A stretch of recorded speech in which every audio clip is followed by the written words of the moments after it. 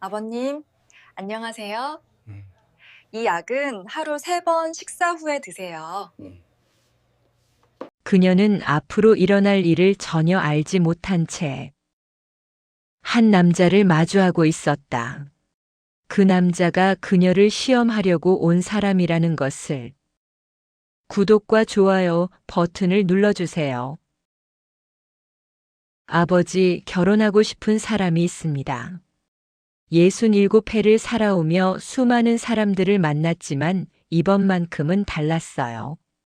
제 외아들 민준이가 결혼하겠다고 데려온 여자, 그 여자가 과연 우리 집안의 며느리 감인지 제 눈으로 직접 확인해야 했습니다. 그날 아침 민준이가 제 사무실로 들어왔을 때 저는 이미 예감하고 있었어요. 35, 이제 결혼할 나이가 됐으니 당연한 수순이었죠. 하지만 다음 말이 모든 걸 바꿔놨습니다. 한수진이라고 합니다. 병원 약사고요. 여기까진 괜찮았어요. 약사라면 나쁘지 않은 직업이니까요. 하지만 민준이의 다음 말에 저는 책상을 내리칠 뻔했습니다. 고아원 출신입니다. 부모님은 안 계시고요. 탁, 탁탁, 탁탁탁. 제 손가락이 저도 모르게 책상을 두드리기 시작했어요. 이건 제가 화났을 때 나오는 버릇입니다. 40년 넘게 기업을 경영하며 수없이 계약서에 사인했던 이 손가락이 지금은 분노를 참느라 떨리고 있었죠. 뭐라고? 고아원? 제 목소리가 한 옥타브 낮아졌습니다. 위험 신호였어요. 사무실 밖 비서들도 다 알 겁니다. 회장이 저 목소리를 낼 땐 절대 안으로 들어오면 안 된다는 걸요. 아버지, 그녀는 누구보다 따뜻한 사람입니다. 스스로 장학금 받아서 대학 졸업했고 병원에서도 인정받는 약사예요. 그게 중요한 게 아니야. 저는 벌떡 일어났습니다. 의자가 뒤로 밀리며 날카로운 소리를 냈죠. 제 얼굴이 붉게 달아올랐어요. 부모도 배경도 없는 여자를 며느리로. 우리 집안이 어떤 집안인지 알고 하는 소리냐? 아버지, 시대가 변했습니다. 시대가 변해도 변하지 않는 게 있어. 가문의 명예, 체면 그리고 격이란 게 있단 말이다. 제 목소리가 사무실을 가득 채웠습니다. 하지만 그 순간 제 머릿속에 갑자기 한 장면이 스쳐 지나갔어요. 45년 전 23살이었던 저의 모습이었습니다. 비 내리는 거리, 작은 우산 하나를 함께 쓰고 걷던 여자. 가난했지만 누구보다 밝게 웃던 그녀. 정미였습니다. 제 첫사랑이었죠. 태수야, 우리 평생 함께 하자. 그때 정미가 했던 말이 귓가에 울렸습니다. 하지만 선대 회장이었던 제 아버지는 절대 허락하지 않았어요. 내 주제를 알아라. 우리 집안에 어울리지 않는 여자다. 결국 저는 정미를 떠나보냈습니다. 그리고 명문가의 딸과 정략 결혼을 했죠. 하지만 그 결혼은 오래 가지 못했어요. 성격 차이로 5해 만에 이혼했습니다. 그 후로 저는 혼자였어요. 오직 일과 아들만을 위해 살았죠. 속으로 생각했습니다. 이게 정말 옳은 일일까? 하지만 저는 그 생각을 바로 지워버렸어요. 감상에 젖을 시간이 없었습니다. 아버지, 저는 아버지처럼 살고 싶지 않습니다. 민준이의 말이 비수처럼 가슴에 꽂혔습니다. 저는 주먹을 꽉 쥐었어요. 손톱이 손바닥을 파고들 정도로 세게요. 뭐라고? 아버지가 얼마나 외롭게 사시는지 다 알고 있습니다. 혼자 식사하시고 혼자 잠드시죠. 그게 행복하십니까? 제 눈가가 미세하게 떨렸습니다. 아들이 저의 가장 아픈 곳을 건드렸어요. 하지만 저는 감정을 숨겼습니다.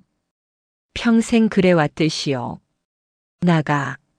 아버지. 나가라고 했다. 민준이는 들고 왔던 사진을 책상 위에 조용히 놓았습니다. 그리고 돌아서서 걸어갔어요. 문을 닫는 소리가 들렸습니다. 홀로 남은 저는 다시 의자에 앉았습니다. 사진을 집어들었어요. 사진 속에는 선해 보이는 인상의 여성이 밝게 웃고 있었죠. 흰 약사 가운을 입고 있었습니다. 갑자기 가슴 한구석이 답답해졌습니다. 넥타이를 느슨하게 풀었어요. 창밖을 다시 바라봤습니다. 저 멀리 한강이 보였죠. 그리고 그 너머 어딘가에 아들이 사랑하는 여자가 있을 겁니다. 저는 서랍을 열었습니다. 가장 안쪽 아무도 모르는 비밀 칸에서 낡은 사진 한 장을 꺼냈어요. 빛바랜 흑백 사진 속에는 젊은 날의 저와 정미가 웃고 있었습니다. 그때는 행복했었죠. 가진 건 없었지만 서로가 있었으니까요. 정미야. 제가 나지막이 중얼거렸습니다. 사진 속 정미의 얼굴을 손가락으로 어루만졌어요. 그녀는 여전히 23살의 모습으로 웃고 있었습니다. 미안해. 내가 너무 겁쟁이였어. 그때 전화가 울렸습니다. 비서였어요. 회장님, 오후 3시 이사회 준비되었습니다. 알았네. 저는 사진을 다시 서랍에 넣었습니다. 그리고 일어섰습니다. 다시 완벽한 회장의 모습으로요. 하지만 마음 한구석에서는 작은 목소리가 울리고 있었습니다. 이번엔 실수하지 않겠다. 아들에게 내가 겪은 아픔을 물려주지 않겠다. 하지만 정말 그 여자가 우리 집안에 어울리는 사람일까? 고아원 출신이라니. 부모도 없고 배경도 없고. 저는 고개를 저었습니다. 아니, 이건 아들을 위한 일이야. 체면과 명예를 지키는 것. 그게 진짜 사랑이라고 저는 스스로에게 말했습니다. 문을 열고 나가는 저의 뒷모습은 여전히 꿋꿋했습니다. 하지만 그림자는 왠지 외로워 보였어요. 마치 45년 전 사랑을 잃고 돌아서던 그날처럼요. 이사회 회의실로 향하는 복도를 걸으며 저는 결심했습니다. 그래, 내가 직접 만나봐야겠어. 그 여자가 정말 민준이에게 어울리는 사람인지 내 눈으로 확인해야겠다. 하지만 그 결심 속에는 또 다른 감정도 숨어 있었습니다. 혹시나 하는 기대였죠. 정말 만약에 그 여자가 정미처럼 선한 사람이라면, 가난해도 따뜻한 마음을 가진 사람이라면, 저는 다시 고개를 저었습니다. 아니야. 그런 사람은 이제 없어. 세상이 변했으니까. 하지만 정말 그럴까요? 제 마음속 깊은 곳에서는 알고 있었습니다. 제가 두려워하는 건 체면이 아니라 다시 한번 사랑을 잃을지도 모른다는 두려움이라는 걸요.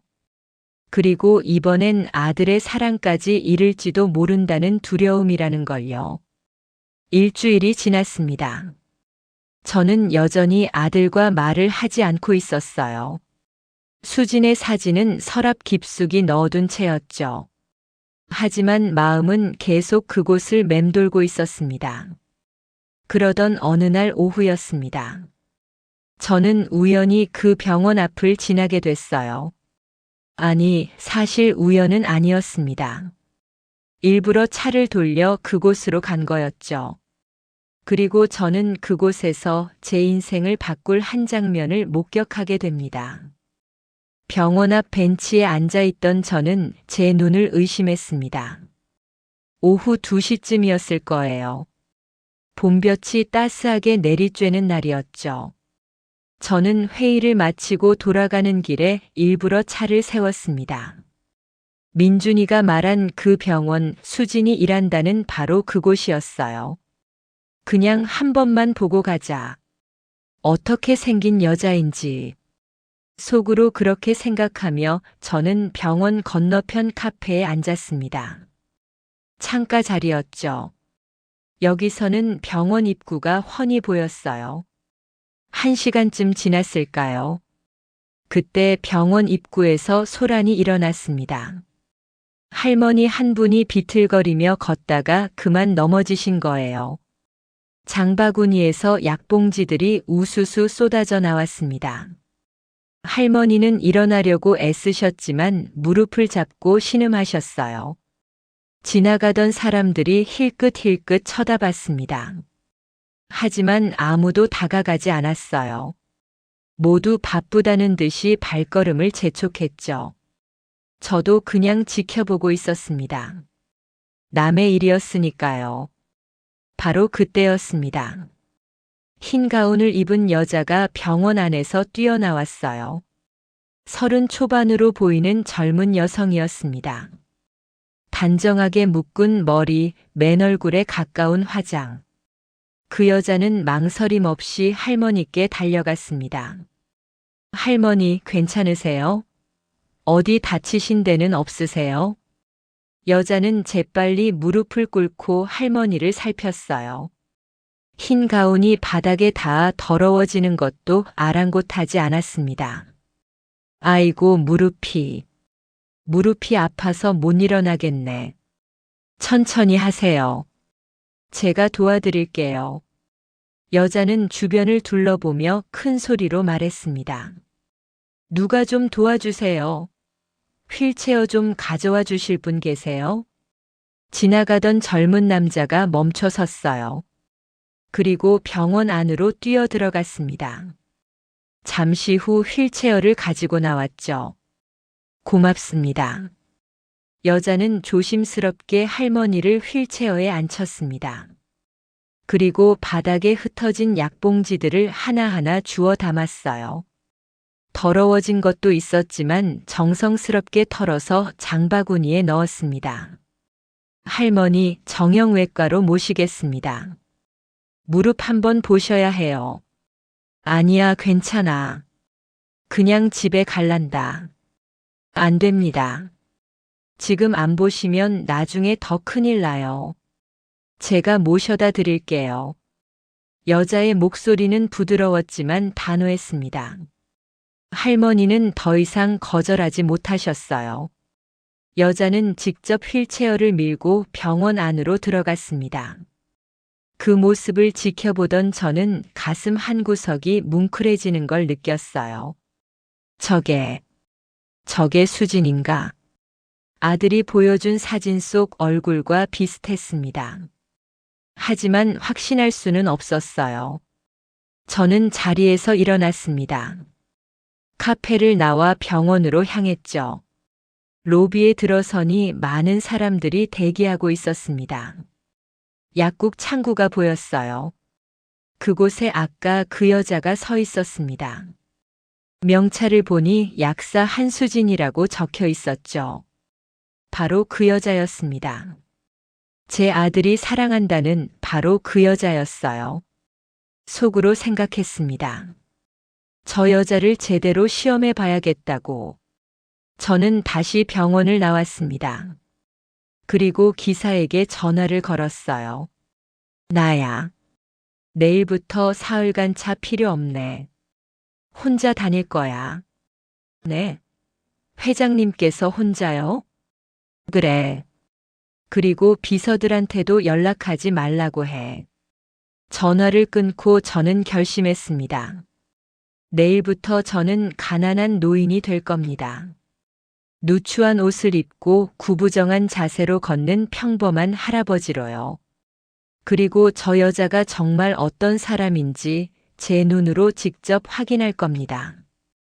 돈 많은 회장의 아들 약혼자가 아니라 아무것도 가진 게 없는 가난한 노인을 어떻게 대하는지 말이죠. 그날 밤 저는 오랜만에 집 창고를 뒤졌습니다.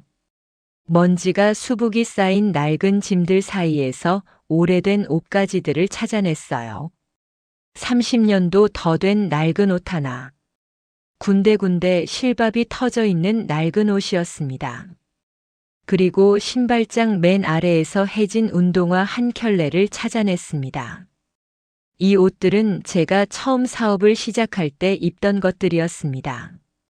건설 현장을 뛰어다니며 밤낮 없이 일하던 시절의 옷이었죠. 그때는 이게 제 전 재산이었어요. 거울 앞에 섰습니다. 낡은 옷을 입으니 30년 전의 제 모습이 떠올랐습니다. 아직 회장이 되기 전 그저 가난한 청년이었던 시절이요. 이상하네. 이게 진짜 나였는데 지금은 이렇게 낯설다니. 모자도 하나 찾았습니다. 검은색 낡은 볼캡이었어요. 깊숙이 눌렀으니 얼굴이 반쯤 가려졌죠. 준비가 끝났습니다. 거울 속에는 누가 봐도 허름하고 초라해 보이는 노인이 서 있었습니다. 길거리에서 마주쳐도 한 걸음 떨어져서 걷고 싶을 만한 사람이었죠. 완벽해. 다음 날 아침 7시 저는 조용히 집을 나섰습니다. 운전기사도 비서도 없이 혼자였어요. 지하철을 탔습니다. 30년 만에 타는 지하철이었죠. 사람들로 가득했습니다. 출근 시간이었으니까요. 저는 구석에 서서 손잡이를 잡았습니다.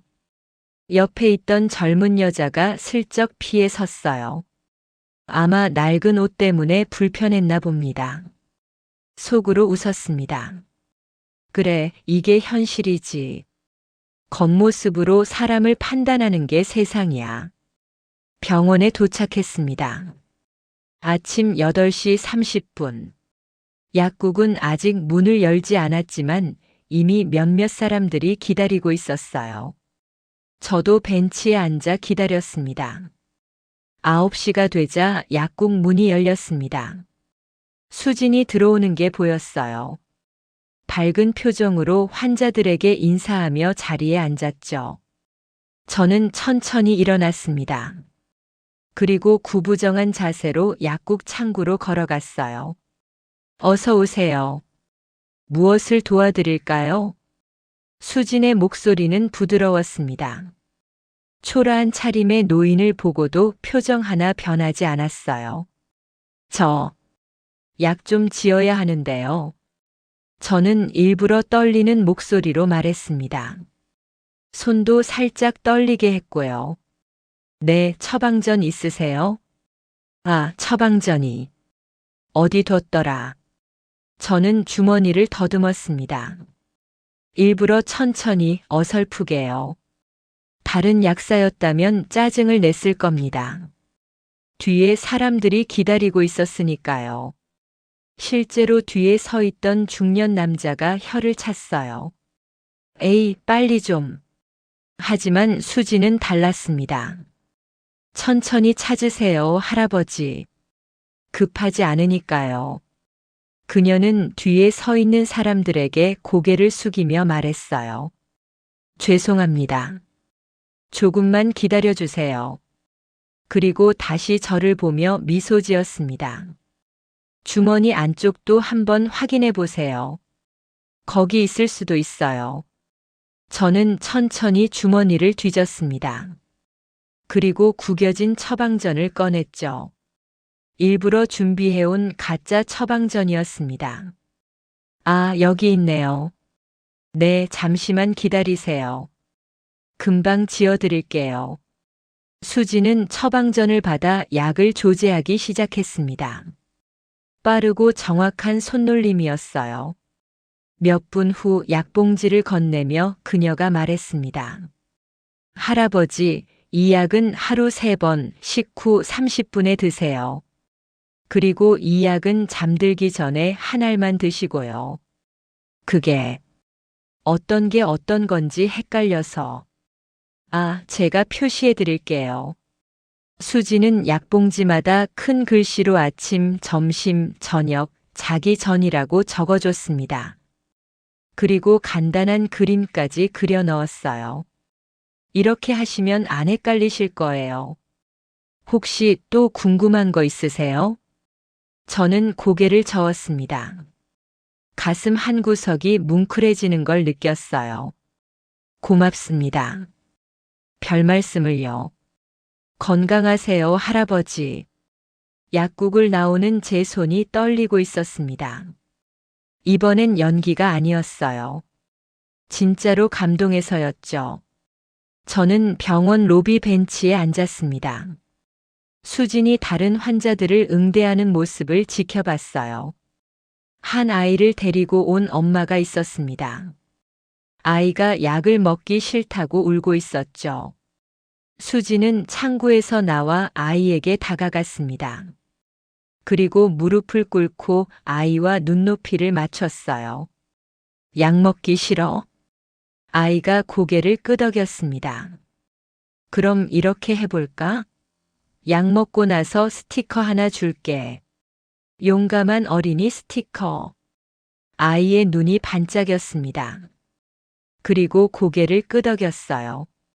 수지는 서랍에서 스티커를 꺼내 아이의 손등에 붙여줬습니다. 아이가 활짝 웃었죠. 속으로 생각했습니다. 이게 정말 옳은 일일까? 이 여자를 계속 시험하는 게. 하지만 아직 확신할 수 없었습니다.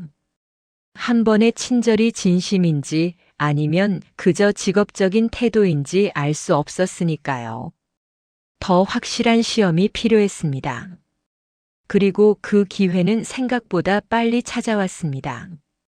사흘 후 저는 다시 그 병원을 찾았습니다. 이번에는 좀 더 확실한 시험을 준비했어요.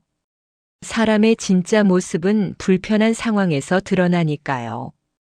오전 10시쯤이었을 거예요. 병원 로비는 사람들로 북적였습니다. 대기 번호표를 받은 사람들이 줄지어 앉아 있었죠. 저는 일부러 더 초라한 차림을 했습니다. 며칠 동안 안 씻은 것처럼 머리를 헝클어뜨렸고 옷에도 일부러 먼지를 묻혔어요. 손톱 밑에도 때를 끼웠죠. 약국 창구 앞에는 5명 정도가 기다리고 있었습니다. 저도 그 뒤에 섰어요. 수진이 보였습니다. 오늘도 환한 미소로 환자들을 맞이하고 있었죠. 제 차례가 됐습니다. 앞으로 걸어가면서 일부러 비틀거렸어요. 마치 다리가 불편한 것처럼요. 어서 오세요. 또 오셨네요. 수진이 저를 알아봤습니다. 사흘 전에 한 번 왔을 뿐인데도요. 네.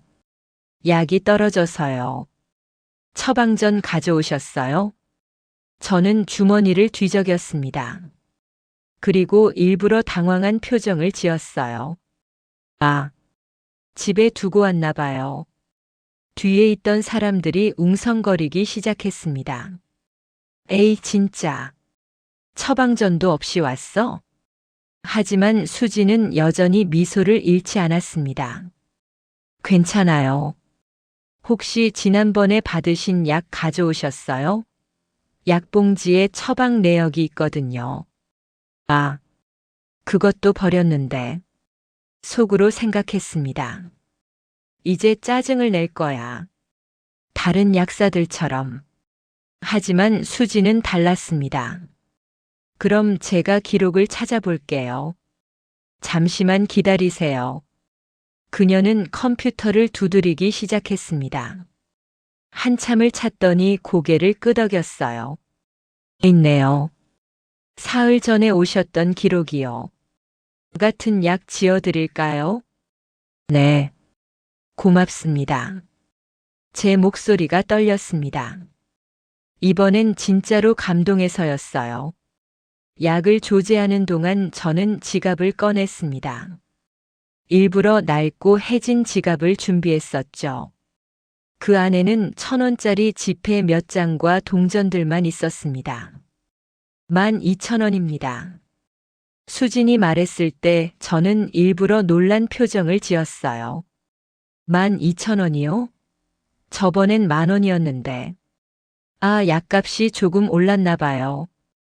잠시만요. 제가 확인해 볼게요. 수지는 다시 컴퓨터를 확인했습니다.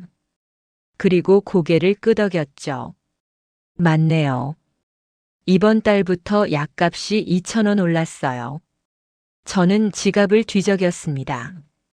천천히 애타게요. 그런데 제가 10,000원밖에 없는데. 순간 뒤에서 한숨 소리가 들렸습니다. 아휴, 돈도 제대로 안 가져오고. 빨리 좀 하시지. 하지만 수지는 그 소리를 무시했습니다. 대신 저를 향해 부드럽게 말했어요. 괜찮아요. 2,000원은 다음에 오실 때 주세요. 네. 그래도 되나요? 물론이죠. 할아버지 단골 손님이시잖아요. 그녀는 웃으며 약봉지를 건넸습니다. 그리고 작은 목소리로 덧붙였어요. 그리고 할아버지, 혹시 힘드신 일 있으시면 사회복지과에 가보세요. 약값 지원받을 수 있는 제도가 있거든요. 제가 쪽지에 적어드릴게요. 수지는 메모지에 뭔가를 적었습니다. 그리고 약봉지와 함께 건넸어요. 여기 전화번호랑 담당자 이름 적어뒀어요. 전화하시면 친절하게 안내해 주실 거예요. 저는 메모지를 받아들었습니다. 손이 떨렸어요. 정말 고맙습니다. 천만에요. 건강하세요, 할아버지. 약국을 나와 화장실로 향했습니다. 거울 앞에 섰죠. 제 눈가가 붉어져 있었습니다. 이게 진심이구나. 속으로 생각했습니다. 하지만 아직 확신할 수 없었어요. 혹시 모든 환자에게 저렇게 친절한 건 아닐까? 저는 화장실에서 나와 로비 벤치에 앉았습니다. 약국을 지켜봤어요. 1시간쯤 지났을까요? 그때 약국 앞에서 소란이 일어났습니다. 중년 남자 한 명이 큰 소리로 항의하고 있었어요. 뭐? 이게 5만 원이라고? 너무 비싼 거 아니야? 죄송하지만 이 약은 비급여 항목이라서요. 수진이 설명하려고 했지만 남자는 듣지 않았습니다. 아니, 그럼 미리 말을 해줘야지. 돈 없으면 어떡하라고. 죄송합니다. 다음부터는 미리 말씀드리겠습니다. 남자는 계속 소리를 질렀습니다. 주변 사람들이 다들 쳐다봤어요. 그때 약국장으로 보이는 나이든 남자가 나왔습니다. 무슨 일이십니까? 아, 약국장님.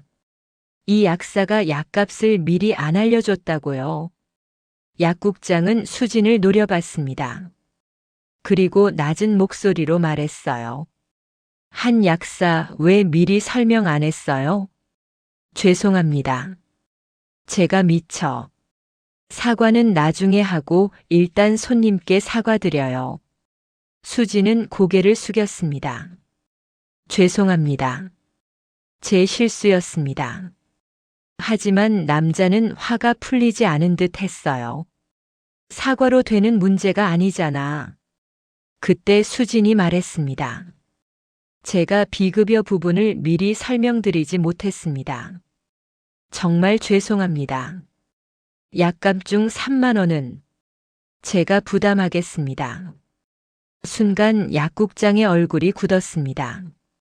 뭐라고? 자네가 부담한다고? 네. 제 실수니까요. 수지는 자기 지갑을 꺼냈습니다. 그리고 3만 원을 꺼내 남자에게 건넸어요. 이렇게라도 사과의 마음을 전하고 싶습니다. 남자는 돈을 받고 투덜거리며 가버렸습니다. 약국장이 수진을 데리고 안쪽으로 들어갔어요. 하지만 유리문 너머로 목소리가 들렸습니다.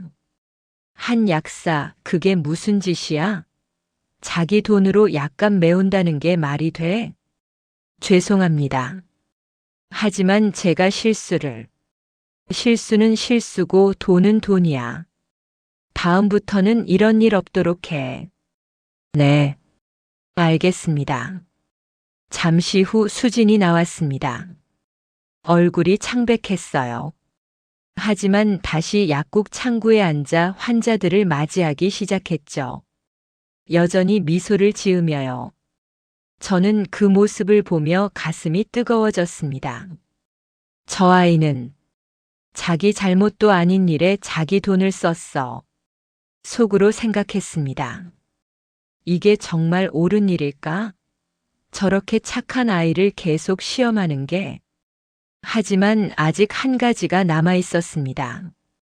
마지막 시험이요. 저는 자리에서 일어났습니다. 그리고 병원을 나왔어요. 머릿속으로 계획을 세우기 시작했습니다. 다음 시험은 더 어려울 겁니다. 하지만 그 시험을 통과한다면 저는 확신할 수 있을 거예요. 수진이 정말 우리 민준이의 아내가 될 자격이 있는 사람인지 말이죠. 택시를 잡아 탔습니다. 기사님이 백미러로 저를 힐끗 쳐다봤어요. 초라한 행색 때문이었겠죠. 어디 가십니까? 강남으로 가주세요. 목소리를 낮췄습니다. 가난한 노인의 목소리로요. 차창 밖을 보며 저는 생각했습니다. 45년 전 정미도 이랬었어요. 자기 돈이 없으면서도 어려운 사람을 보면 못 지나쳤죠. 그때 저는 그런 정미가 답답했습니다. 왜 남일에 그렇게 나서? 우리도 먹고 살기 힘든데. 하지만 정미는 웃으며 말했었죠. 그래도 나보다 더 힘든 사람을 보면 못 지나쳐. 그게 사람 아니겠어? 그때는 이해하지 못했습니다. 하지만 지금은 알 것 같아요. 수진도 정미처럼 따뜻한 사람이구나. 집에 돌아온 저는 서재에 앉았습니다. 책상 위에 수진의 사진을 놓고 한참을 들여다봤어요. 마지막 시험이야. 그걸 통과하면 인정하마.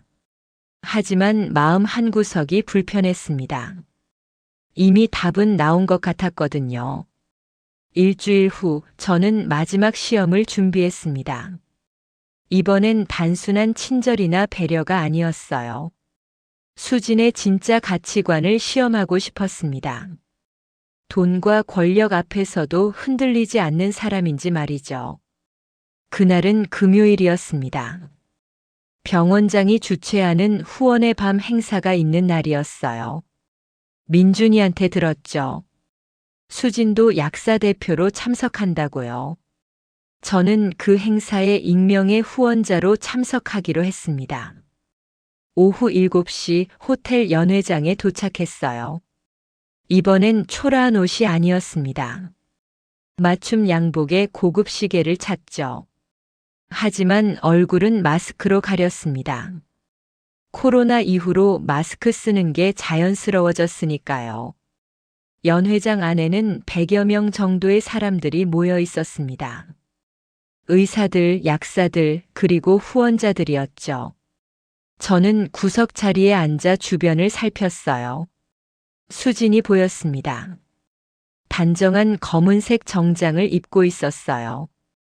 화장은 여전히 옅었고 머리는 깔끔하게 묶었죠. 그녀는 다른 약사 2명과 함께 앉아 있었습니다. 편하게 이야기를 나누고 있었어요. 병원장이 무대에 올라 인사말을 시작했습니다.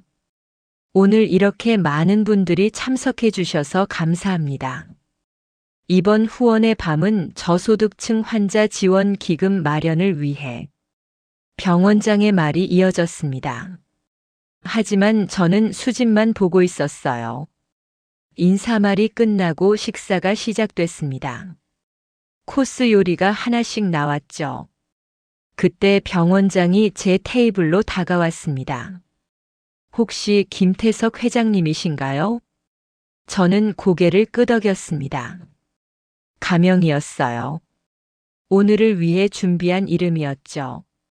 어서 오십시오. 오늘 익명으로 10억 원을 후원해 주신다고 들었습니다. 네. 조용히 하고 싶어서 이렇게 왔습니다. 정말 감사합니다. 제가 직원들에게 소개해 드려도 될까요? 저는 잠시 생각했습니다. 그리고 고개를 끄덕였어요. 좋습니다. 하지만 얼굴은 공개하고 싶지 않습니다. 물론입니다. 이해합니다. 병원장이 마이크를 잡았습니다. 여러분, 잠시 주목해 주시겠습니까? 오늘 특별한 손님을 소개하고 싶습니다. 사람들이 조용해졌습니다. 김태석 회장님께서 오늘 10억 원을 익명으로 후원해 주셨습니다. 박수로 환영해 주시겠습니까? 큰 박수가 터져 나왔습니다. 모든 사람이 저를 쳐다봤어요. 저는 자리에서 일어나 가볍게 인사했습니다. 수진도 박수를 치고 있었죠. 하지만 그녀의 표정에는 다른 사람들과 달리 뭔가 복잡한 감정이 스쳐 지나갔습니다. 식사가 끝나고 자유로운 대화 시간이 됐습니다. 많은 사람들이 저에게 다가와 인사했어요. 회장님, 정말 감사합니다. 회장님 덕분에 많은 환자들이 도움받을 겁니다. 모두가 저에게 극진히 대했습니다. 10억 원이라는 돈의 힘이었죠. 저는 슬쩍 수진 쪽을 봤습니다. 그녀는 여전히 자기 자리에 앉아 있었어요. 다가오지 않았죠. 속으로 생각했습니다. 왜 안 오는 거지? 1시간쯤 지났을까요? 저는 일부러 수진이 앉은 테이블 근처를 지나갔습니다. 수진의 동료 약사가 그녀에게 속삭이는 소리가 들렸어요. 수진아, 너도 가서 인사해. 10억이나 내신 분인데. 저는 괜찮아요. 꼭 가야 하는 건 아니잖아요. 에이, 그래도. 나중에 도움될지도 모르잖아. 도움받으려고 인사하는 건 아니잖아요. 수진의 목소리는 단호했습니다. 저는 그 자리에 멈춰 섰습니다. 그리고 그녀들 테이블로 다가갔어요. 실례합니다. 혹시 한수진 약사님이신가요? 수진이 고개를 들었습니다. 놀란 표정이었죠. 네, 그런데요. 병원장님께 들었습니다. 환자들에게 가장 친절한 약사라고요. 아, 그건 당연한 일을 했을 뿐인데요. 수지는 겸손하게 대답했습니다. 저는 의자를 하나 빼서 앉았어요. 마스크를 쓴 채로요. 제가 후원을 결정한 이유가 있습니다. 좋은 직원들이 있다는 걸 알았거든요. 감사합니다. 그런데 한 약사님은 왜 인사 안 오셨나요? 다른 분들은 다 오셨던데. 순간 분위기가 어색해졌습니다. 수진의 동료들이 긴장한 표정을 지었어요. 하지만 수진은 당당하게 대답했습니다. 인사는 필요할 때 하는 거라고 생각해서요. 회장님께서 후원하신 건 환자들을 위해서잖아요. 저한테 인사 받으시려고 하신 게 아니고요. 저는 속으로 미소 지었습니다. 하지만 겉으로는 무표정을 유지했어요. 흥미롭네요. 보통 사람들은 후원자한테 잘 보이려고 하던데, 저는 보통 사람인 것 같은데요. 수진이 조용히 웃었습니다. 비굴하지도 건방지지도 않은 자연스러운 웃음이었어요. 병원장님이 한 약사님을 추천하셨습니다. 우리 회사 의무실 약사로 오실 생각 없으세요? 연봉은 지금보다 2배 드리겠습니다. 갑자기 던진 제안이었습니다. 주변이 조용해졌어요. 수진의 동료들이 부러운 듯 쳐다봤죠. 연봉 2배라니 엄청난 제안이었으니까요. 하지만 수진은 고개를 저었습니다. 감사하지만 사양하겠습니다. 왜요? 조건이 안 맞나요? 그럼 3배도. 조건의 문제가 아닙니다. 수진이 제 말을 끊었습니다. 그리고 차분하게 말했어요. 저는 지금 이 병원이 좋습니다. 여기 환자들이 저를 필요로 하거든요. 다른 곳에도 환자들은 있습니다. 맞아요. 하지만 저는 이미 여기 환자들의 얼굴을 알아요. 어떤 할아버지가 어떤 약을 드시는지, 어떤 아이가 약 먹기를 싫어하는지. 그런 게 중요하거든요. 저는 할 말을 잃었습니다. 속으로 생각했습니다. 이 아이는 정말 다르구나. 돈보다 중요한 게 있다는 말씀이신가요? 네. 사람이요. 수진의 대답은 단호했습니다. 그 순간 저는 확신했습니다. 이 아이가 바로 우리 민준이에게 필요한 사람이구나. 저는 자리에서 일어났습니다. 좋은 답변 감사합니다. 앞으로도 환자들 잘 부탁드립니다. 네. 감사합니다, 회장님. 그 자리를 떠나면서 저는 뒤를 돌아봤어요. 수지는 다시 동료들과 편하게 이야기하고 있었습니다. 방금 전 일이 없었던 것처럼요. 저는 연회장을 나왔습니다. 복도에서 마스크를 벗었어요. 그리고 깊게 숨을 들이쉬었죠. 3번의 시험이 끝났어. 첫 번째, 어려운 사람을 보고 망설이지 않는 마음. 2번째, 자기 손해를 감수하면서도 남을 돕는 마음. 3번째, 돈과 권력 앞에서도 흔들리지 않는 원칙. 수지는 3가지 모두를 통과했습니다.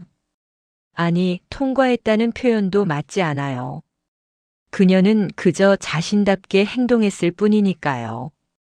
호텔을 나와 주차장으로 걸어갔습니다. 밤 공기가 차가웠어요. 하지만 제 가슴은 따뜻했습니다. 차에 올라 백미러를 봤습니다. 거기 비친 제 얼굴에는 미소가 번져 있었어요. 45년 만에 짓는 진심 어린 미소였습니다. 정미야, 봤니? 너처럼 따뜻한 아이를 만났어. 속으로 중얼거렸습니다. 이제 남은 건 하나였습니다. 민준이와 수진을 만나 모든 걸 고백하는 일이었죠. 그리고 진심으로 용서를 구하고 그들의 결혼을 축복하는 일이었습니다. 차를 출발시키며 저는 생각했습니다. 이제야 알겠어요. 진짜 가문은 혈통이 아니라 마음으로 이어진다는 걸요. 하지만 세상 일이 제 뜻대로만 되는 건 아니었습니다. 이틀 후 월요일 아침 저는 충격적인 전화를 받았어요. 회장님, 큰일 났습니다. 비서실장의 목소리가 떨리고 있었습니다. 무슨 일인가? 도련님께서 사고가 났습니다. 순간 제 머릿속이 하얗게 변했어요. 손에 들고 있던 커피잔이 바닥에 떨어졌습니다. 쨍그랑 소리와 함께 갈색 액체가 사방으로 튀었죠. 뭐라고? 민준이가? 네. 회사에서 새벽에 귀가하시다가 교통사고를. 지금 성모병원 응급실에 계십니다. 저는 전화기를 떨어뜨릴 뻔했습니다. 지금 당장 차 준비해. 5분도 안 돼서 저는 병원으로 달려가고 있었습니다. 차 안에서 손이 떨렸어요. 아들이 어떤 상태인지 얼마나 다쳤는지 알 수 없었죠. 속으로 생각했습니다. 제발, 제발 무사하길. 20여 분 만에 병원에 도착했습니다. 응급실로 뛰어들어갔어요. 민준이는? 윤민준 어디 있어? 간호사가 놀라며 저를 봤습니다. 저기, 3번 침대에 계십니다. 저는 커튼을 확 젖혔습니다. 민준이가 누워 있었어요. 머리에 붕대를 감고 왼쪽 팔에 깁스를 한 채로요. 하지만 눈은 떠 있었습니다. 아버지, 민준아. 저는 아들의 손을 꽉 잡았습니다. 따뜻했어요. 살아있다는 증거였죠. 괜찮아? 어디 많이 다쳤어? 괜찮아요. 팔골절이랑 가벼운 뇌진탕이래요. 생각보다 크게 안 다쳤어요. 하지만 제 눈에는 온통 붕대와 상처투성이로만 보였습니다. 무슨 일이었어? 어떻게 사고가? 음주운전 차가. 민준이의 목소리가 떨렸습니다. 그때 의사가 들어왔습니다. 보호자분이신가요? 네. 아버지입니다. 다행히 큰 부상은 없습니다. 하지만 일주일 정도는 입원 관찰이 필요합니다. 뇌진탕이 있어서요. 알겠습니다. 최선을 다해 주십시오. 의사가 나가고 저는 다시 민준이를 봤습니다. 아버지, 수진이한테 연락 좀 해주세요. 핸드폰이 사고 때 고장 났어요. 수진이? 네. 약속이 있었는데. 걱정할 거예요. 저는 고개를 끄덕였습니다. 그리고 비서에게 연락하라고 지시했죠. 1시간쯤 지났을까요? 응급실 문이 벌컥 열렸습니다. 수진이 뛰어들어왔어요. 얼굴이 새하얗게 질려 있었습니다. 민준아, 수진아. 수진은 민준이에게 달려가 손을 잡았습니다. 눈물이 주르르 흘러내렸어요. 괜찮아? 많이 아파? 어디 많이 다쳤어? 괜찮아. 별거 아니야. 별거 아니긴. 수진의 목소리가 흐느끼며 떨렸습니다. 저는 그 모습을 조용히 지켜봤어요. 속으로 생각했습니다. 저게 진짜 사랑이구나. 수지는 한참을 민준이 손을 잡고 울었습니다. 그러다가 문득 제 존재를 알아챘어요. 아, 죄송합니다. 제가 너무 괜찮습니다. 저는 그렇게 대답했습니다. 하지만 아직 제 정체를 밝힐 때가 아니었어요. 저는 민준이 아버지입니다. 아, 처음 뵙겠습니다. 수진이 황급히 허리를 숙였습니다. 얼굴이 붉어졌어요. 한수진입니다. 알고 있습니다. 저는 짧게 대답했습니다. 수진이 당황한 표정을 지었죠. 아마 제가 냉담하게 느껴졌을 거예요. 제가 민준이 곁에 있겠습니다. 아버님께서 많이 놀라셨을 텐데. 아니요. 제가 있겠습니다. 하지만 제 아들입니다. 제가 돌봐야죠. 분위기가 어색해졌습니다. 민준이가 난처한 표정으로 저와 수진을 번갈아 봤어요. 아버지, 수진이도 좀 있게 해주세요. 그러게. 저는 마지못해 고개를 끄덕였습니다. 그날부터 일주일 동안 저는 병원을 떠나지 않았습니다. 민준이 병실에 간이 침대를 놓고 잤어요. 수진도 매일 병원에 왔습니다. 근무가 끝나면 달려와서 민준이를 돌봤죠. 저는 그녀를 지켜봤습니다. 수진은 민준이의 식사를 챙겼어요. 병원 음식이 입맛에 안 맞을까 집에서 죽을 끓여왔습니다. 하루는 호박죽, 하루는 전복죽, 하루는 닭죽을요. 수진아, 이렇게까지 안 해도 돼. 내가 피곤하잖아. 괜찮아. 너 빨리 나아야지. 수진은 웃으며 민준이 입에 죽을 떠넣어줬습니다. 저는 그 모습을 보며 묘한 감정을 느꼈어요. 질투였을까요? 아니면 부러움이었을까요? 제가 아플 때 이렇게 돌봐준 사람이 있었나 싶었습니다. 아내와 이혼한 후 40년 가까이 혼자 살았으니까요. 사흘째 되는 날 밤이었습니다. 저는 복도를 걷다가 수진이 간호사실 앞에서 전화하는 걸 봤어요. 네, 약국장님. 죄송합니다. 조금만 더 휴가 써도 될까요?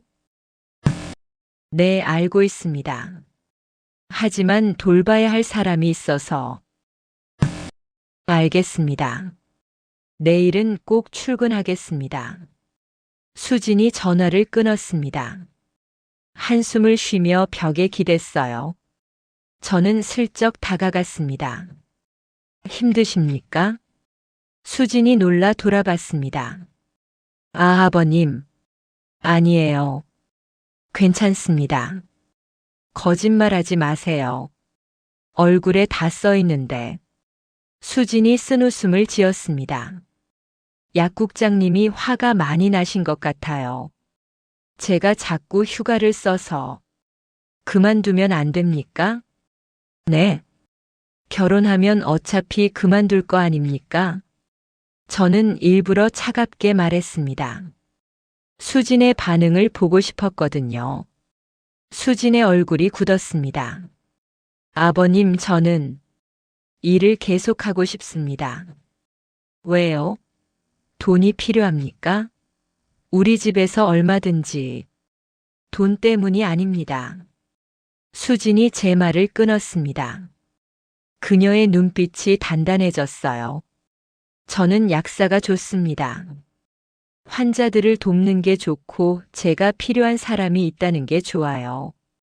그게 제 삶의 이유거든요. 그래서요?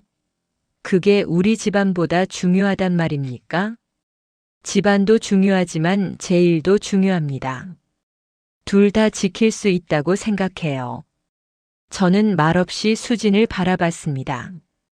속으로 생각했습니다. 이 아이는 정말 흔들리지 않는구나. 민준이가 당신을 선택한 이유를 알 것 같군요. 네. 아무것도 아닙니다. 들어가시죠. 저는 돌아섰습니다. 하지만 입꼬리가 살짝 올라가 있었어요. 그날 밤 저는 간이 침대에 누워 천장을 봤습니다. 수진의 목소리가 귓가에 맴돌았어요. 저는 약사가 좋습니다. 제가 필요한 사람이 있다는 게 좋아요. 45년 전 정미도 똑같은 말을 했었습니다. 나는 아이들 가르치는 게 좋아. 내가 필요한 사람이 있다는 게 행복해. 그때 저는 이해하지 못했어요. 왜 가난한 보육원 교사를 계속하려는지, 왜 돈보다 아이들을 선택하는지요. 하지만 지금은 알 것 같습니다. 사람에겐 돈보다 중요한 게 있다는 걸요. 바로 자기 존재의 이유 말입니다. 저는 눈을 감았습니다. 그리고 결심했어요. 이제 그만 밝혀야겠다고. 제가 누구인지 왜 이런 시험을 했는지 말이죠. 그리고 진심으로 사과하고 축복해야겠다고요.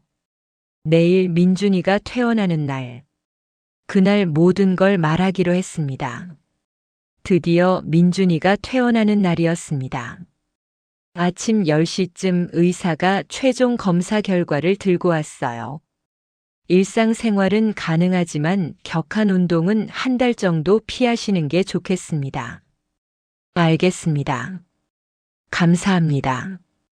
민준이가 밝게 웃었습니다. 수진도 옆에서 안도의 한숨을 쉬었어요. 다행이다. 정말 다행이야. 저는 두 사람을 바라보며 속으로 생각했습니다. 이제 말해야 할 때가 왔구나. 민준아, 내 아버지. 퇴원하면 집에 들르자. 할 이야기가 있다. 민준이가 의아한 표정을 지었습니다. 무슨 이야기인데요? 가서 하자. 그리고 저는 수진을 봤습니다. 한 약사도 함께 오시겠습니까? 수진이 당황한 표정을 지었어요. 저도요? 네. 당신도 들어야 할 이야기니까요. 하지만 아버님께서 저를. 부탁입니다. 제 목소리가 조금 떨렸습니다. 수진이 그걸 눈치챘는지 천천히 고개를 끄덕였어요. 알겠습니다. 오후 2시 우리는 집에 도착했습니다. 40년을 혼자 살았던 이 큰 집에 오늘은 세 사람이 들어섰죠. 왠지 집이 조금 덜 외로워 보였습니다. 거실에 앉으세요. 저는 두 사람을 소파에 앉혔습니다. 그리고 저는 맞은편에 섰어요. 차라도 드릴까요? 아니요, 괜찮습니다. 민준이가 불안한 표정으로 저를 봤습니다. 아버지, 무슨 일이세요? 왜 이렇게 진지하세요? 저는 깊게 숨을 들이쉬었습니다. 속으로 생각했습니다. 이제 말해야 해. 모든 걸.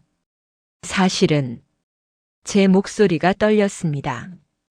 67회를 살면서 이렇게 긴장한 적이 없었어요. 민준아, 한 약사. 고백할 게 있습니다. 고백이요? 수진이 의아한 표정을 지었습니다. 저는 서재로 걸어갔습니다. 그리고 서랍에서 낡은 점퍼를 꺼내왔어요. 그 낡은 옷과 모자, 해진 운동화까지요. 이게 뭐예요? 민준이가 물었습니다. 저는 그 옷들을 탁자에 놓았습니다. 지난 며칠 동안 저는 이 옷을 입고 다녔어. 네. 병원에요. 한수진 약사가 일하는 바로 그 병원에요. 순간 거실이 조용해졌습니다. 수진의 얼굴이 굳었어요. 입술이 파르르 떨렸죠. 설마. 맞습니다. 처방전을 잃어버렸다던 그 할아버지, 약값이 모자랐던 그 노인, 보이스피싱 조심하라고. 당신이 메모를 써준 그 사람. 제 목소리가 점점 작아졌습니다. 전부 저였습니다. 수진이 얼굴이 새하얗게 질려 있었어요. 어떻게 그러실 수가 있어요? 수진아, 저를 시험하신 거예요? 제가. 수진의 목소리가 떨렸습니다. 눈에서 눈물이 주르르 흘러내렸어요.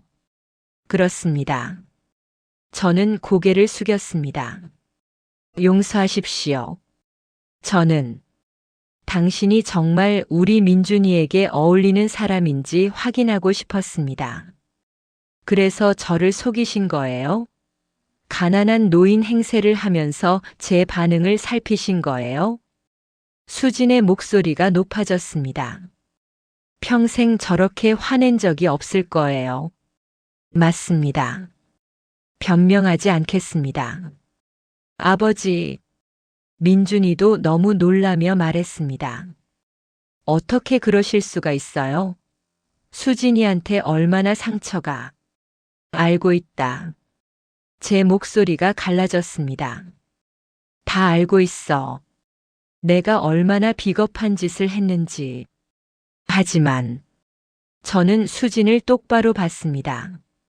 하지만 나는 확인해야 했습니다. 당신이 진짜 어떤 사람인지, 돈과 배경이 아니라 마음을 가진 사람인지요. 수진이 고개를 저었습니다. 제가 민준 씨와 결혼할 만한 집안이 아니라 걱정하셨나요? 수진의 눈에서 눈물이 흘렀습니다. 제가 틀렸습니다. 사람을 배경과 재산으로 판단하려 했던 제가 잘못했습니다. 제 눈에서도 눈물이 흘러내렸습니다. 당신을 보면서 깨달았습니다. 진짜 가치가 뭔지요. 어려운 사람을 보고 망설이지 않는 마음, 자기 손해를 감수하면서도 남을 돕는 마음, 돈 앞에서도 흔들리지 않는 원칙. 제 목소리가 떨렸습니다. 그게 진짜 귀한 거였어요. 배경이나 재산보다 훨씬 더요. 수진이 입술을 깨물었습니다. 눈물이 계속 흘러내렸어요. 한수진 약사. 아니, 수진 씨. 용서해 주시겠습니까? 거실이 조용했습니다.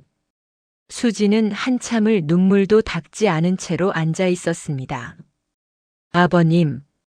수진의 목소리가 작았습니다. 저도 이해합니다. 아버님 입장에서는 확인하고 싶으셨겠죠. 고아원 출신의 배경도 없는 여자가 아들 며느리로 될 것 같은데. 아닙니다, 그건. 하지만요. 수진이 제 말을 끊었습니다. 아버님께서 저를 시험하셨다면 저도 하나만 여쭤봐도 될까요?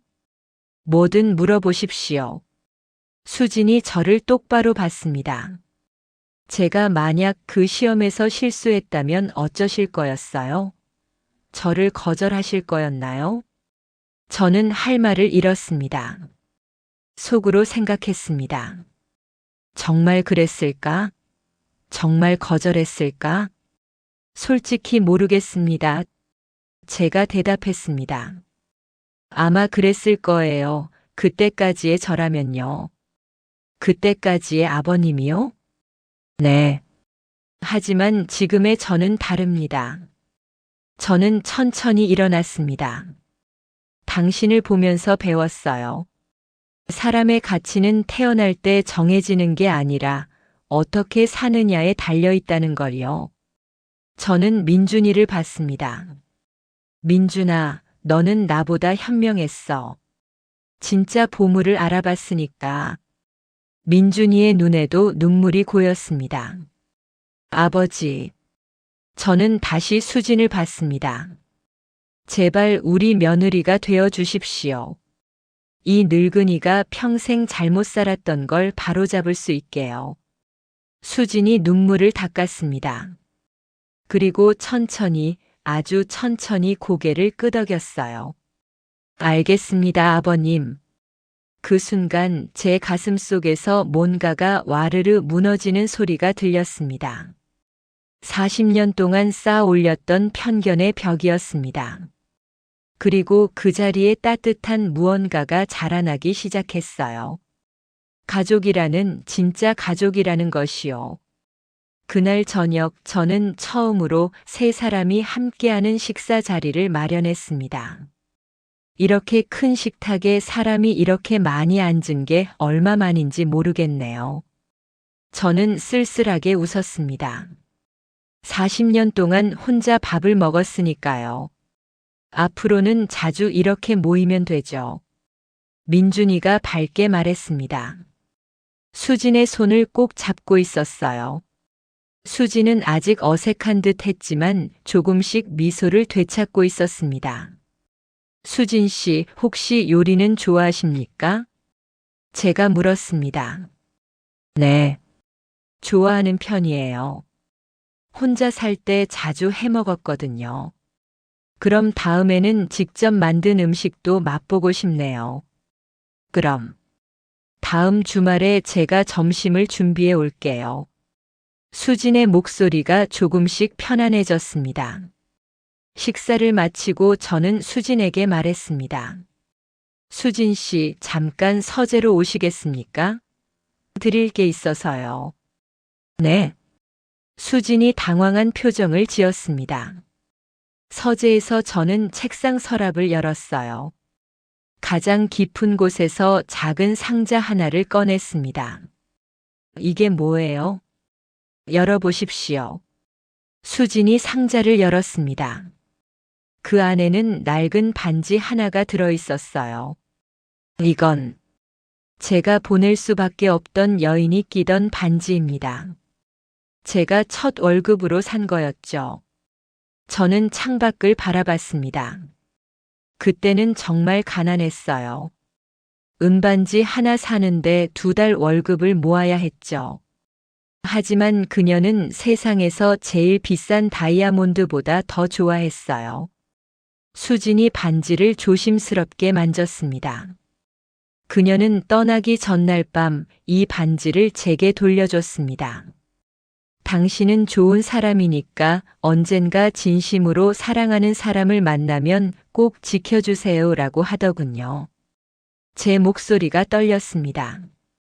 저는 그 약속을 지키지 못했어요. 40년 동안이나. 하지만 지금이라도 이 반지가 제자리를 찾았으면 합니다. 아버님께 이건 소중한 물건이잖아요. 그래서 드리는 겁니다. 당신은 소중한 사람이니까요. 이건 약혼 선물이 아닙니다. 이건 제 사과입니다. 그리고 약속이에요. 당신을 진짜 딸처럼 아끼겠다는 약속입니다. 수진의 눈에서 눈물이 또 흘러내렸습니다. 아버님, 받아주시겠습니까? 수진이 고개를 끄덕였습니다. 그리고 반지를 꼭 쥐었어요. 소중히 간직하겠습니다. 우리는 거실로 돌아왔습니다. 민준이가 궁금한 표정으로 쳐다봤어요. 무슨 이야기 하셨어요? 비밀이야. 몰라도 돼. 수진이 장난스럽게 웃었습니다. 처음 보는 편한 미소였어요. 그날 밤 두 사람을 배웅하고 혼자 남았을 때였습니다. 저는 오랜만에 서재 소파에 편하게 앉았어요. 위스키 잔을 하나 따랐습니다. 정미야. 혼잣말처럼 중얼거렸습니다.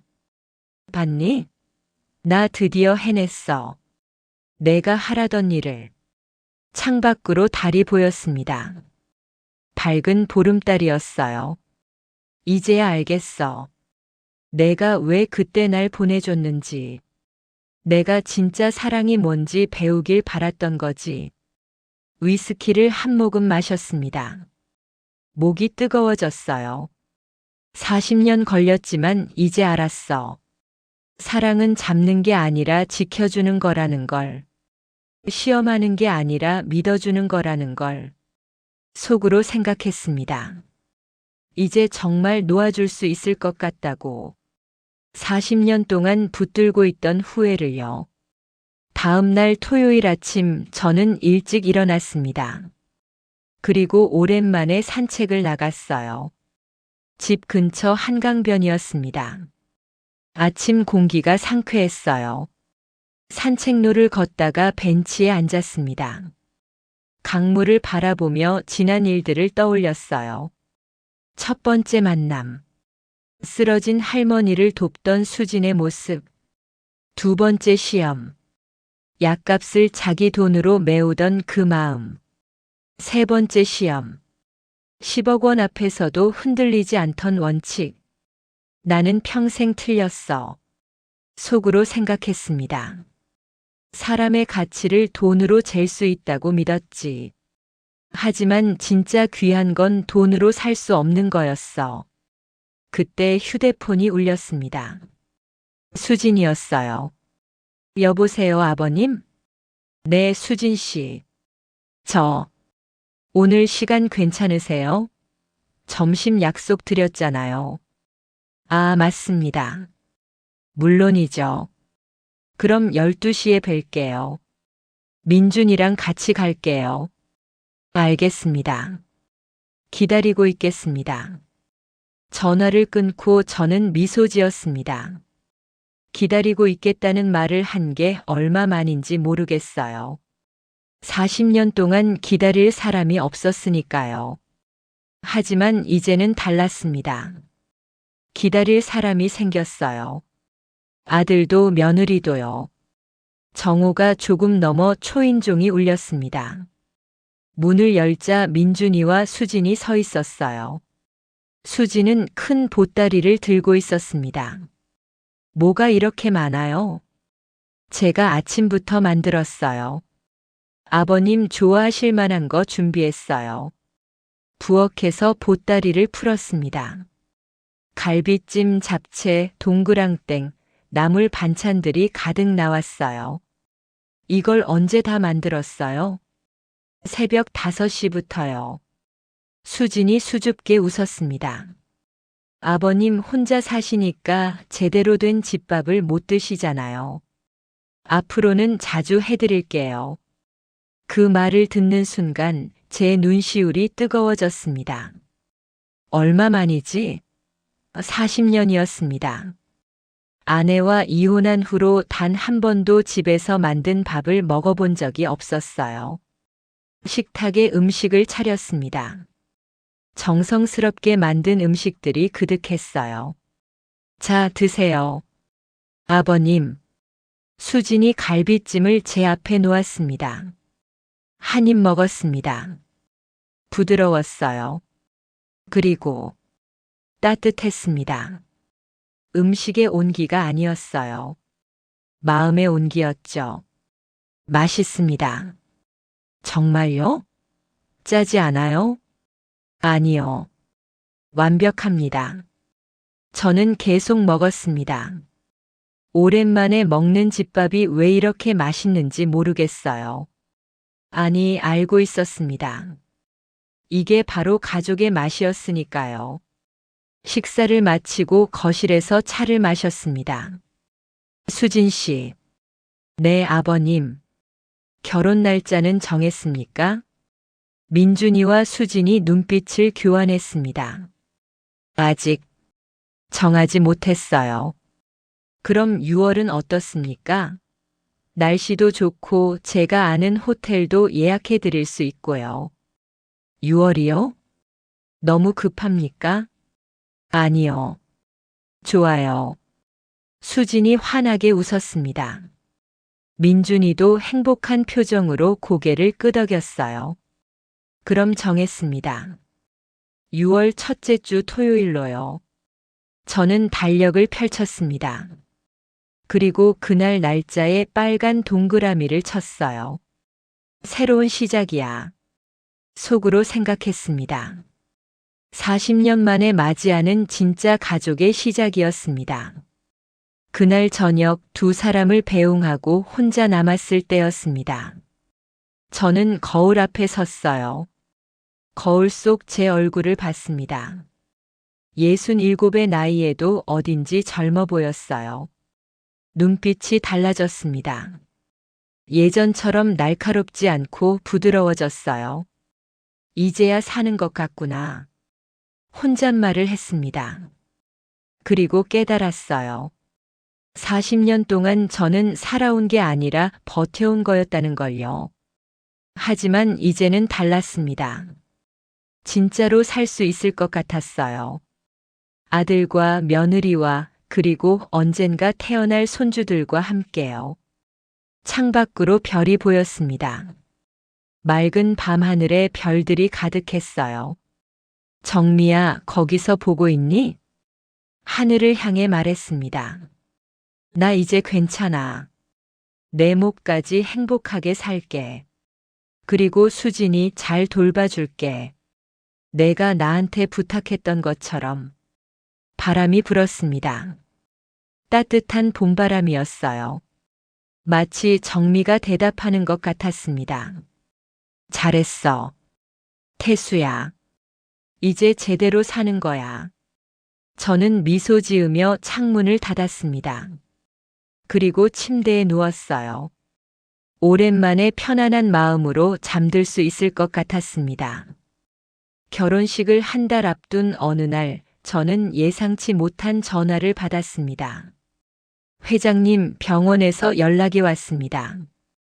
비서의 목소리가 긴장되어 있었어요. 무슨 일인가? 한수진 약사가 응급실에 실려갔다고 합니다. 순간 제 심장이 멈추는 것 같았습니다. 뭐라고? 지금 당장 차 준비해. 10분 만에 병원에 도착했습니다. 응급실로 뛰어들어갔어요. 민준이가 복도에서 초조하게 서성이고 있었습니다. 민준아, 아버지. 민준이가 저를 보더니 마음 아파하며 말했습니다. 수진이가 과로로 쓰러졌대요. 결혼 준비하면서 밤낮으로 일하고. 제가 몰랐어요. 얼마나 힘들어했는지. 민준이의 목소리가 흐느껴 떨렸습니다. 그때 의사가 나왔습니다. 보호자분이신가요? 다행히 큰 문제는 없습니다. 극심한 피로와 스트레스로 인한 일시적인 저혈압이었어요. 며칠 푹 쉬면 괜찮아질 겁니다. 감사합니다. 하지만 의사가 난처한 표정을 지었습니다. 환자분이 계속 퇴원하겠다고 하시네요. 약국에 가야 한다면서요. 뭐라고요? 저는 병실로 들어갔습니다. 수진이 침대에서 일어나려 하고 있었어요. 간호사가 말리고 있었죠. 안 됩니다. 누워 계셔야 해요. 아니에요. 저 괜찮아요. 약국에 가야 해요. 수진 씨. 제 목소리에 수진이 고개를 돌렸습니다. 아버님, 지금 뭐 하는 겁니까? 그냥 누워 있으세요. 하지만 약국은 제가 처리하겠습니다. 네. 수진이 놀란 표정을 지었습니다. 저는 휴대폰을 꺼내 비서에게 전화했어요. 나야. 지금 당장 수진 씨가 일하는 병원 약국장한테 연락해. 한수진 약사 한 달 휴가 내라고 해. 그리고 그쪽 병원장한테도 연락하고. 내가 후원금 더 낼 테니까 수진 씨 자리는 확실히 보장하라고. 전화를 끊고 수진을 봤습니다. 이제 걱정 없습니다. 푹 쉬세요. 수진의 눈에서 눈물이 주르르 흘러내렸습니다. 아버님, 왜 이렇게까지? 왜긴요. 당신은 이제 제 딸이나 마찬가지니까요. 저는 의자를 끌어다 침대 옆에 앉았습니다. 수진 씨, 솔직히 말해보세요. 결혼 준비 때문에 힘들었죠? 수진이 고개를 끄덕였습니다. 저는 가슴이 아팠습니다. 속으로 생각했습니다. 이 아이는 부모가 없으니까 도와줄 사람이 없었구나. 왜 진작 말하지 않았습니까? 폐를 끼치고 싶지 않았어요. 아버님께서 이미 많이 배려해 주셨는데. 수진 씨, 당신은 이제 우리 가족입니다. 가족한테는 폐 끼치는 게 아니에요. 서로 돕는 거죠. 수진이 눈물을 닦았습니다. 그리고 결혼 준비, 이제부터는 제가 돕겠습니다. 네. 제가 웨딩 플래너 소개해 드리겠습니다. 그리고 필요한 건 다 말하세요. 돈 걱정은 하지 마시고요. 아버님 하지만은 없습니다. 이건 제 의무입니다. 딸의 결혼식을 준비하는 아버지의 의무요. 그날부터 저는 직접 결혼 준비에 나섰습니다. 먼저 최고의 웨딩 플래너를 고용했어요. 그리고 수진과 함께 드레스 숍에 갔습니다. 아버님께서 직접 오실 필요까지야. 당연히 와야죠. 딸 웨딩드레스 고르는데 아버지가 없으면 되겠습니까? 드레스 숍에 들어서자 직원이 반겼습니다. 어서 오세요. 예약하신 분이신가요? 네. 윤민준, 한수진입니다. 아, 네. 이쪽으로 오세요. 수진이 여러 벌의 드레스를 입어봤습니다. 첫 번째는 화려한 프린세스 스타일이었어요. 하지만 수진에게는 너무 과해 보였죠. 두 번째는 심플한 머메이드 라인이었습니다. 우아했지만 뭔가 아쉬웠어요. 세 번째 드레스를 입고 나왔을 때였습니다. 저는 숨이 멈췄습니다. 순백의 어라인 드레스. 레이스 장식이 은은하게 들어간 우아한 디자인이었어요. 어때요? 수진이 수줍게 물었습니다. 저는 한참을 말없이 바라봤어요.